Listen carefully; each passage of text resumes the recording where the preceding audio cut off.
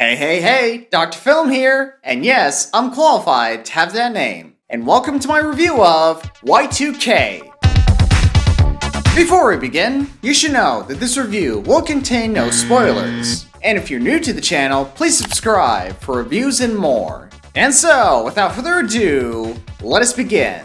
Let's first talk about our casting characters. I'm sorry to say this, guys, but these characters are not that intriguing or memorable. Even with these big actors on board, the characters are still generic and you don't really care when one of them dies. Not even Rachel Zegler could make your character interesting. Oh, and do you want to know something else? It turns out that Jenna Ortega was initially going to play the lead role of Laura, but was soon replaced by Rachel due to scheduling conflicts. I guess that's good news for Jenna, and too bad for Rachel Zegler here.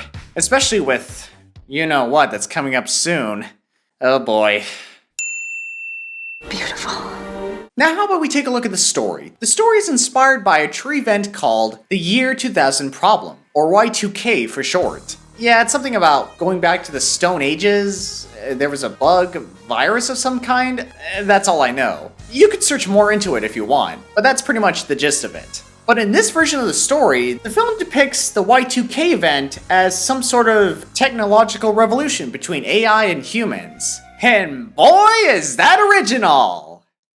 Oh, and I also forgot to mention, there was this romance subplot involving Laura and Eli, and honestly, I could care less about this love story. Heck, the love story between Princess Bala and Z was way more investing than this!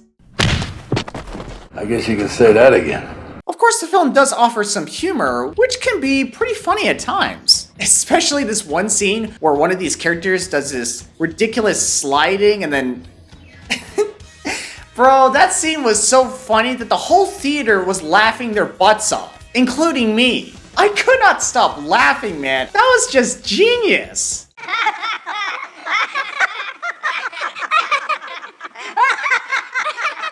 But that was the only time I laughed throughout this whole movie. One time. Yeah, as you can tell, the rest of the humor in this film is just flat out childish. You heard me. Childish! Ouch. Overall, my friends, this movie was definitely something. Yeah, as you can tell by now, this movie just wasn't it for me.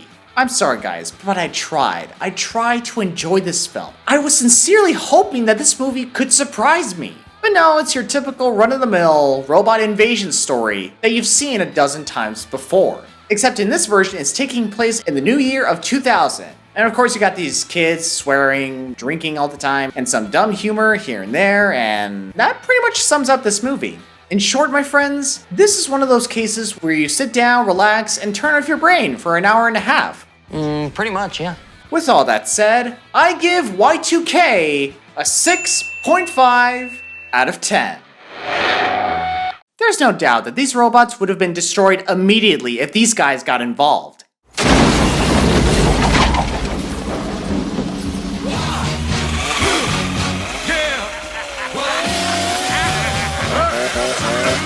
Commando, attack!